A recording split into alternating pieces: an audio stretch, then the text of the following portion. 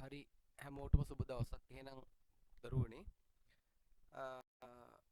අද පාඩම තමයි මේ ගිණුම් කරන සමීකරණ ගිණුම් කරන විෂයේ ගිණුම්කරණය හැඳින්වුවාට පස්සේ තියෙන පළවෙනිම පාඩම. දැන් මේ පාඩමට යන්න කලින් මම මේ කියන කතාව ඕගොල්ලෝ චුට්ටක් අහගන්න. දැන් ඕගොල්ලෝ වෛද්‍යවරයෙක් කිව්වම වෛද්‍යවරයා කවුද කියන එක දන්නවා. හරි.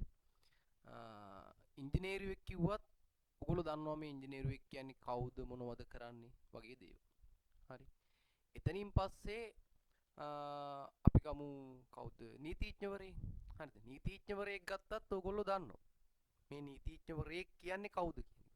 හැබැයි ඔයගොල්ලෝ ගණකාධිකාරීවරයෙක් කිව්වොත් අධිකාරීවරයෙක් කිව්වොත් ඔයගොල්ලෝ ලොකු අදහසක් නැහැ ඇත්තටම. ඔයගොල්ලෝගේ වයසේදී ඇත්තටම ලොකු අදහසක් නැහැ මේ කවුද මේ ගණකාධිකාරීවරයා මොනවද කරන්න කියලා. හරි.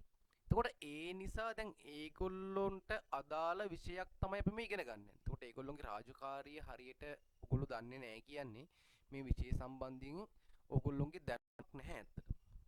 හරිද? ඒ නිසා ඔයගොල්ලෝ කරන්න තියෙන හොඳම දේ තමයි ඔයගොල්ලෝ මේ කියන දේ හොඳට අහගෙන ඉන්න. හරිද? වෙන දේවල් වලට අවධානය යොමු කරන්නේ නැතුව මේ කියන දේ හොඳට අහගෙන ඉන්න මොනවද කියන්නේ මම මොනවද මෙතන අඳින්නේ හරිද මොනවද පෙන්වන්නේ කියන එක ගැන හොඳ අවබෝධයෙන් ඉන්න. එතකොට ඔයගොල්ලන්ට පුළුවන් අර ඔයගොල්ලෝ අපේක්ෂා කරන ප්‍රතිඵලයට යන්න. අනිවාර්යෙන් සාමාන්‍ය පෙළේ විභාගයට ඒ සාමර්ථ්‍යයක් ගන්න පුළුවන් වෙන තරමට ඔයගොල්ලන්ට අනිවාර්යෙන්ම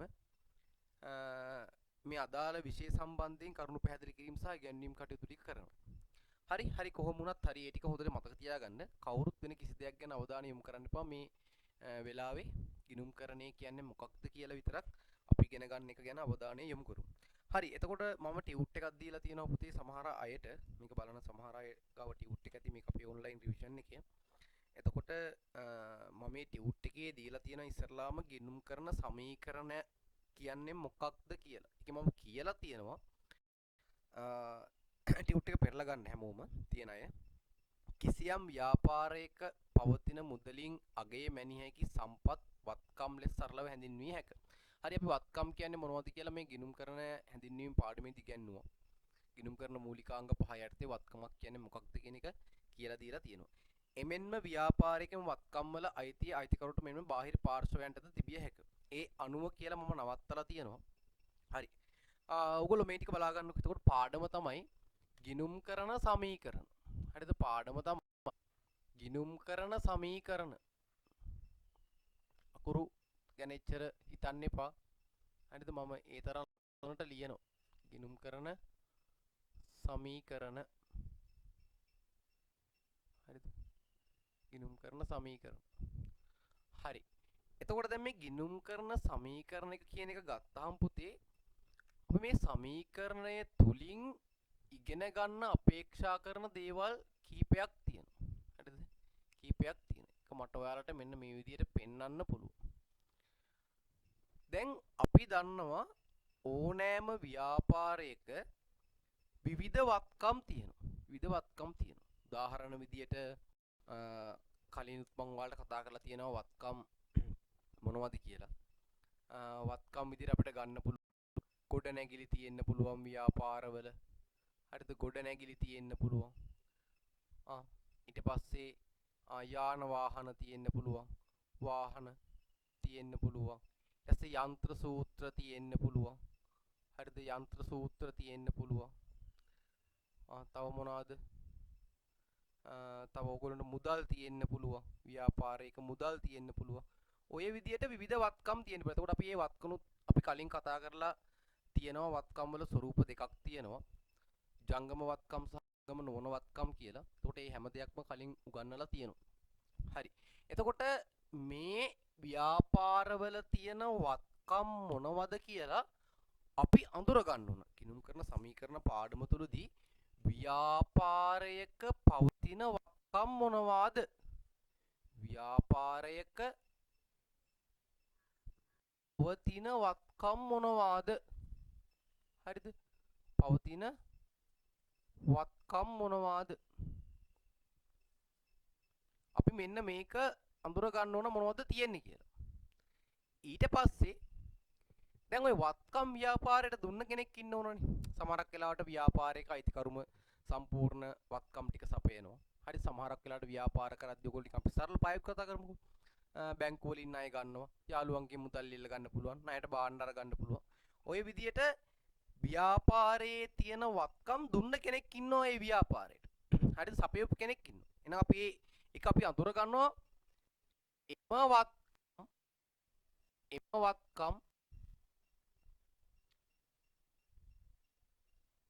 එම වත්කම් වල අයිතිය පවතින්නේ කාටද? අයිතිය පවතින්නේ කාටද? අයිතිය පවතින්නේ කාටද? එතකොට මෙන්න මේ කියන කාරණාව ගිණුම් කරන සමීකරණ තුලින් ඉගෙන ගන්න ඕනි. හරිද? ව්‍යාපාරයක තියෙන වත්කම් මොනවද? වත්කම් ටික අයිති වෙන්නේ කාටද? ඒක අපි අනිවාර්යෙන් ඉගෙන ගන්න ඕනේ. ඊළඟ පැත්තට ගියාම අපි වාට කලින් පාඩමේදී කියලා දුන්නා ව්‍යාපාරයක තියෙනවා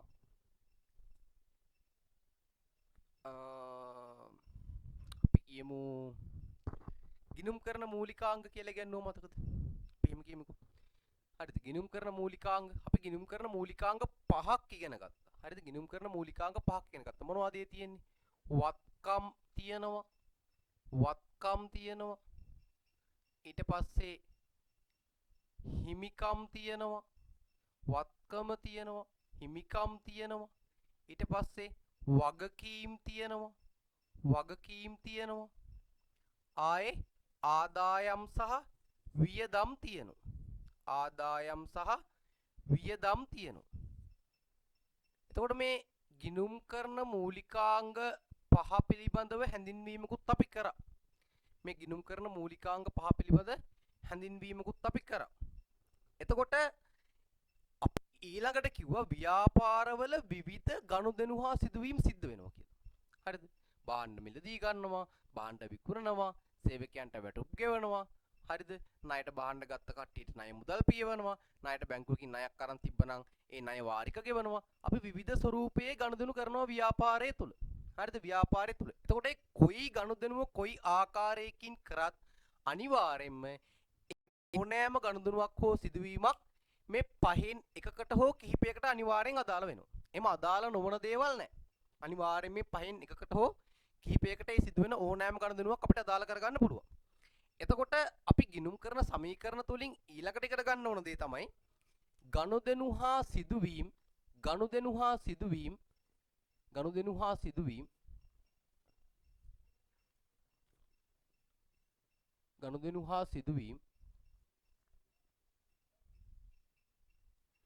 ගිණුම් කරන මූලිකාංග වලට ඇති කරන බලපෑම කුමක්ද? හරිද? ගනුදෙනු හා සිදුවීම් ගිණුම් කරන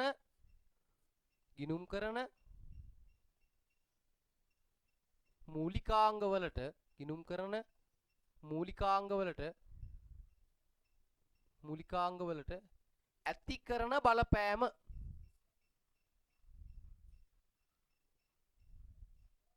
ඇති කරන බලපෑම හරි. එතකොට මෙන්න මේක තමයි මේ පාඩමේ සරල සාරාංශය. ගිණුම් කරන සමීකරණයක් කියන්නේ මොකක්ද කියලා අපි ඉගෙන ගන්න ඕනේ.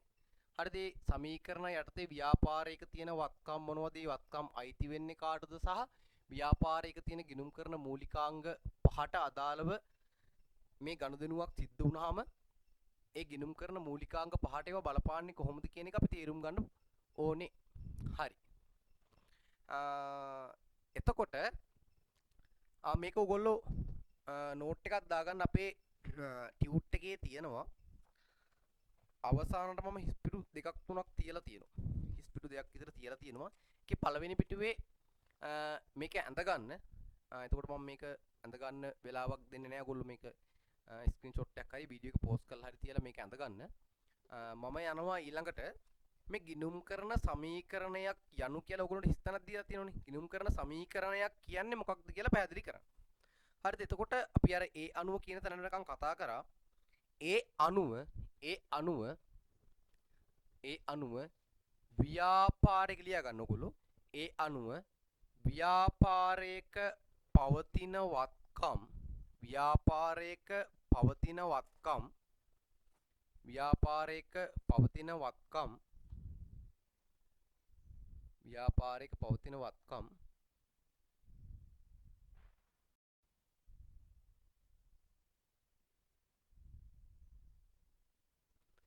පවතින වත්කම් හිමිවන්නේ කාටද යන්න දක්වමින් ව්‍යාපාරික පවතින වත්කම් හිමිවන්නේ කාටද යන්න දක්වමින් හිමිවන්නේ කාටද යන්න දක්වමින් එක්පසක වත්කම් සහ වත්කම් වල වටිනාකමත් දක්වමින් එක්පසක වත්කම් සහ වත්කම් වල වටිනාකම දක්වමිනුත් අනෙක් පස එම වත්කම් වල අගය හිමිවන්නේ කාටද යන්න දක්වමිනුත් එම වත්කම් වල අගය හිමිවන්නේ කාටද යන්න දක්වමිනුත් සකස් කරනු ලබන සමීකරණයක්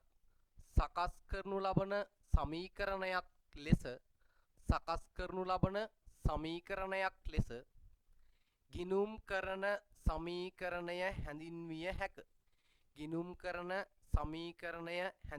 හැක. හරි. එතකොට ගිණුම් කරන සමීකරණයක් කියන්නේ මොකක්ද කියලා තමයි මම ඔයාලට කිව්වේ. හරි. ඊළඟට එක දාලා තියෙනවා ගිණුම් කරන සමීකරණයේ ගොඩනැංවීම කියලා මාතෘකාව. මේක මම මකනවා. ගිණුම් කරන සමීකරණ ගොඩනැංවීම කියලා මාතෘකාවක් දීලා තියෙනවා. කෙටි මාතෘකාවක්. අපි බලමු ගිණුම් කරන සමීකරණයේ ගොඩනංවන්නේ කොහොමද කියලා.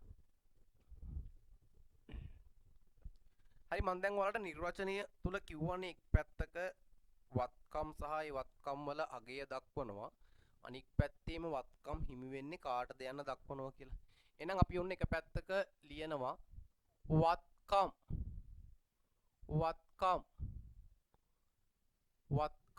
එතකොට වත්කම් වල අගය අනිවාර්යයෙන්ම ඒ වත්කම් හිමිවන පාර්ශවයන්ගේ අගයට සමාන විය යුතුමයි. මොකද වත්කම් දුන්න කෙනෙක් ඉන්න ඕන අනිවාර්යයෙන්ම ව්‍යාපාරයට. ඒක නිකන් පහළ වෙච්ච වත්කම් තියෙන්න විදියක් නැහැ. අනිවාර්යයෙන්ම අයිතියක් තියෙන දේවල් තමයි තියෙන්නේ. ඒ නිසා වත්කම් සමාන වෙනවා හිමිකමට. වත්කම් සමානයි හිමිකම. අපි හිමිකම කියන්නේ මොකක්ද කියලා කිව්වා. ව්‍යාපාරයක අයිතිකරුට තියෙන අයිතිය අපි හිමිකම විදියට හැඳින්නුවා. එතකොට අපි ගමුකෝ සරල ව්‍යාපාරයක්. සිල්ලර කඩ ව්‍යාපාරයක් වගේ.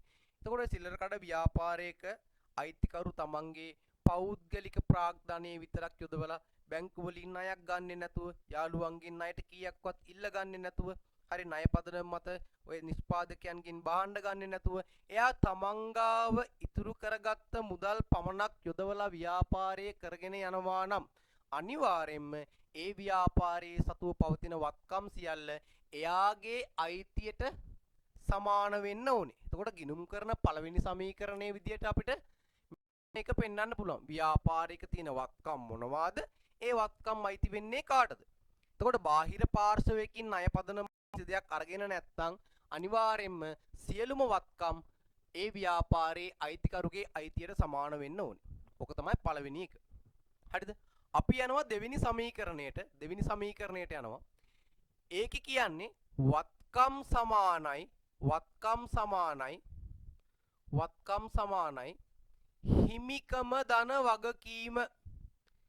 හිමිකම ධන වගකීම.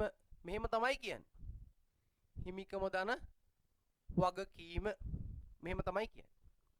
එතකොට මේකෙදි කියන්නේ මේ පැත්තේ තියෙනවා වත්කම් ටික. එම වත්කම් වලින් අයිතිකරුට තියෙන අයිතිය මෙතන පෙන්නනවා. ඒ ව්‍යාපාරයට බාහිර පාර්ශවයන්ගෙන් ණයක් අරන් තියෙනවා නම් අපි හිතමු බැංකුවකින් ණයක් අරන් තියෙනවා, නිෂ්පාදකයන්ගෙන් ණයට භාණ්ඩ අරගෙන තියෙනවා. ඒ මොනවා හරි තියෙනවා නම් ව්‍යාපාරයේ වැඩ කටයුතු වෙනුවෙන් පාවිච්චි කරන්න කිසියම් බාහිර පාර්ශවයකින් ණය පදනම මත මුදල් හරි මොනවා හරි භෞතික සම්පතක් මිලදී අරගෙන තියෙනවා නම් ණයපත අරගෙන තියෙනවා නම් ඒ දේවල් ටික අපි මෙතන සඳහන් කරනවා.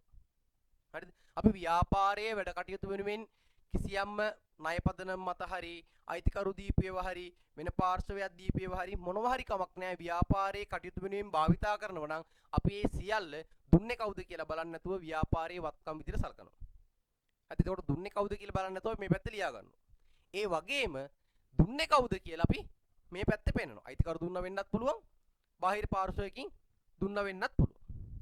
හරිද? බාහිර පාර්ශවයකින් දුන්නා වෙන්නත් පුළුවන්. හරි. එතකොට මෙතනදී කාට හරි ගැටලුවක් එන්න පුළුවන්. අපි අර කලින් පැහැදිලි කිරීමේදී කරානේ. ගිණුම් කරන මූලිකාංග 5ට ඇති කරන බලපෑම කියලා. දැන් මෙතන මූලිකාංග 3යි තියෙන්නේ. හරි 3ක් තියෙනවා. 3ක් තියෙනවා. තාම මෙතන මූලිකාංග 2ක් නැහැ. මූලිකාංග 2ක් නැහැ. ඒ දෙක තමයි ආදායම් සහ වියදම්. ආදායම් සහ වියදම් කියන මූලිකාංග දෙක නැහැ. හරිද? ආදායම් සහ වියදම් කියන මූලිකාංග දෙක මෙතන නැහැ.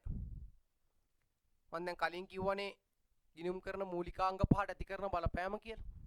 එහෙනම් දැන් 3ක් පෙන්නනවා නම් කොහොමේ සමීකරණයේ මේ දෙක. එතකොට මේ දෙක නැද්ද? ව්‍යාපාරයක ආදායම් වියදම් නැද්ද කියලා කෙනෙක්ට හිතෙන්න පුළුවන්. නෑ පුතේ අනිවාර්යෙන් තියෙනවා. ආදායම් වියදම් තියෙනවා. ඔයගොල්ලෝ මේ හිතන්නකෝ. ආදායම් සහ වියදම් අතර වෙනස අපි මොකක්ද කියන්නේ? ආදායම් සහ වියදම් අතර වෙනස මොකක්ද කියන්නේ? අපි ලාභය හෝ පාඩුව කියලා කියනවා. ආදායමෙන් වියදම අඩු කරපුවම ධනාගයක් නම් එන්නේ ලාභය. ආදායම වියදම අඩු කරපුවම ඍණාගයක් එනවා නම් ඒක අලාභය. හරිද? අලාභය. දැන් කවුරු හරි කෙනෙක් ව්‍යාපාරයක් කරගෙන යන්නේ මේ ලාභය හෝ අලාභය නම් බලාපොරොත්තු වෙන්නේ නැහැ. අනිවාර්යෙන් ලාභයක් බලාපොරොත්තු වෙන්නේ. එතකොට ලාභ ලැබෙන්නත් පුළුවන් අලාභ ලැබෙන්නත් පුළුවන් ව්‍යාපාරේ.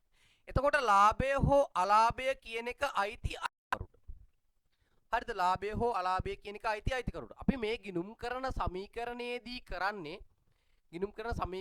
කරන්නේ මෙන්න මේ ලාභය හෝ අලාභය කියන එක නැත්තම් ආදායම හා වියදම අතර වෙනස විතරක් හිමිකමට ගලපනවා. මොකද ඒක අයිතිකරුට අයිති නිසා.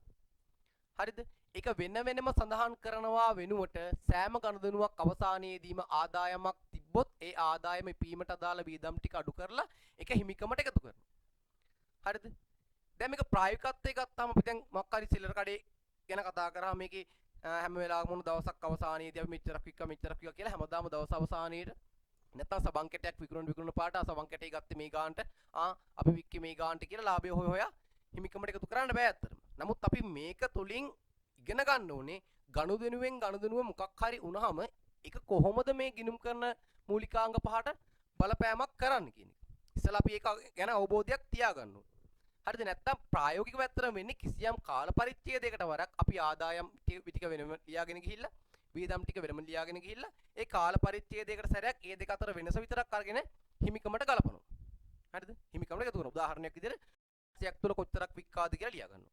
ඒ විකුණුම් ආදායම උපයන්න කොච්චරක් වියදම් දරුවාද කියලා ලියා ගන්නවා. ඉතින් මාසය අවසානට ආදායම වියදම අතර වෙනස විතරක් හිමිකමට ගලපනවා. දැන් අපි කරන්නේ හැම ගණදනුවක් තුලම හැම ගණදනුවක් අවසානයේදීම ඒවා කොහොමද ඒ ගණදනුව මෙන්න මේ කියන මූලිකාංග 5ට බලපෑම් කරන්නේ කියන එක පෙන්වන එක තමයි හදන්නේ. හරි. ඊට පස්සේ අපි මේක ඕනනම් මෙන්න මේ විදිහට ගිණුම් කරන සමීකරණ ලියා ගන්න පුළුවන්. අර මම කිව්ව අර කාල පරිච්ඡේදයකට සැරයක් නම් අපි හිමිකමට මේ ආදායම වියදම අතර වෙනස ගලපන්නේ. හරිද? ඒක අපිට පුළුවන් මෙන්න මේ විදිහට ලියා ගන්න. එතකොට එනවා පුතේ වත්කම් සමානයි වත්කම් එකතු කිරීම වියදම් වත්කම් එකතු කිරීම වියදම් සමානයි හිමිකම ධන වගකීම ධන ආදායම විදිහට ලියා ගන්න. ආදායම විදිහට ලියා ගන්න පුළුවන්. මෙන්න මේකෙදි කරන්නේ මේ දෙක අතර වෙනස මේකට එකතු කරන එක. මේකෙදි සැරින් සැරේට ගණදනුව හිමිකමට එකතු කරන්න යන්නේ අපි වියදමක් ආපුවම වියදම වෙනම ලියා ගන්නවා. ආදායමක් ආපුවම ආදායම වෙනම ලියා ගන්නවා. හරිද? මම හිතනවා ඔයගොල්ලොන්ට ඒ ගිණුම් කරන මූලිකාංග 5ට ඇති කරන බලපෑමත් එතකොට පහම අපි ගිණුම් කරන සමීකරණය තුලින් පෙන්වන්නේ නැතුව අපි මෙන්න මේ විදිහට ගිණුම් කරන සමීකරණය පෙන්වන්නත් හේතුවත් එතකොට මෙච්චර වෙලා අපි කතා කරපු ගිණුම් කරන සමීකරණය මොකක්ද යන්නත් ඒ පාඩම තුලින් ඕගොල්ලෝ ඉගෙන ගන්න ඕනේ මොනවද කියලාත් ඕගොල්ලන්ට අවබෝධයක් ලැබෙන්නේ නැති කියලා.